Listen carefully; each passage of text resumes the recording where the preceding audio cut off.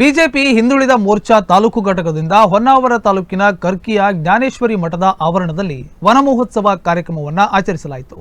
BJP ಜಿಲ್ಲಾಧ್ಯಕ್ಷರಾದ N S Hegde ಕರ್ಕಿ ಗಿಡ ನೆಡುವ ಮೂಲಕ ಕಾರ್ಯಕ್ರಮಕ್ಕೆ ಚಾಲನೆ ನೀಡಿದರು. ಬಳಿಕ ಮಾತನಾಡಿದ ಅವರು ಜೂನ್ 23ರಿಂದ ಜುಲೈ 6ರವರೆಗೆ ಗಿಡ ನೆಡುವ ಮೂಲಕ ವನ ಮಹೋತ್ಸವ ಕಾರ್ಯಕ್ರಮ ಹಮ್ಮಿಕೊಂಡಿದ್ದೇವೆ. ಎಲ್ಲಿ ಗಿಡ ನೆಡಲು ಅವಕಾಶವಿದೆಯೋ ಅಲ್ಲಿ ತಮ್ಮ ತಮ್ಮ ತಾಯಂದಿರ ನೆನಪಲ್ಲಿ ಒಂದೊಂದು ಗಿಡ ನೆಡುವಂತೆ ಮನವಿ ಮಾಡಿದರು.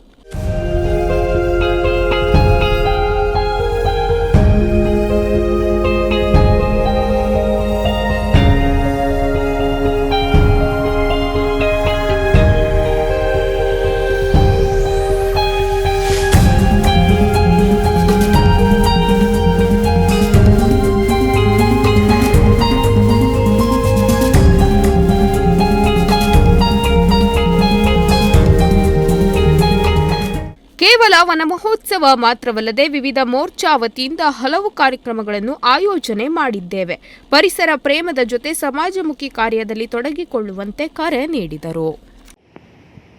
ಪ್ರತಿಯೊಬ್ಬ ಕಾರ್ಯಕರ್ತರು, ಪ್ರತಿಯೊಬ್ಬ ಪ್ರಜೆ ಅವರ ತಾಯಿಯ ಹೆಸರಿನಲ್ಲಿ ಒಂದು ಗಿಡವನ್ನು ನೆಡುವುದರ ಮುಖಾಂತರ ಪರಿಸರವನ್ನು ಸಂರಕ್ಷಣೆ ಮಾಡಬೇಕು ಅಂತೇಳಿ ಸನ್ಮಾನ್ಯ ನರೇಂದ್ರ ಮೋದಿಜಿಯವರ ಅಪೇಕ್ಷೆ. ಆ ಅಪೇಕ್ಷೆ ಮೇರೆಗೆ ನಾವು ನಮ್ಮ ರಾಜ್ಯದಲ್ಲಿ, ಅದರಂತೆ ನಮ್ಮ ಜಿಲ್ಲೆಯಲ್ಲಿ ನಾವು ಜೂನ್ 23ನೇ ತಾರೀಕಿನಿಂದ ಜುಲೈ 6ರ ತನಕ ಈ ಒಂದು ವನಮಹೋತ್ಸವ ಕಾರ್ಯಕ್ರಮವನ್ನು, ತಾಯಿಯ ಹೆಸರಿನಲ್ಲಿ ಒಂದು ಗಿಡವನ್ನು ನೆಡುವಂಥ ಕಾರ್ಯಕ್ರಮವನ್ನು ನಾವು ಪ್ರಾರಂಭ ಮಾಡಿದ್ದೇವೆ.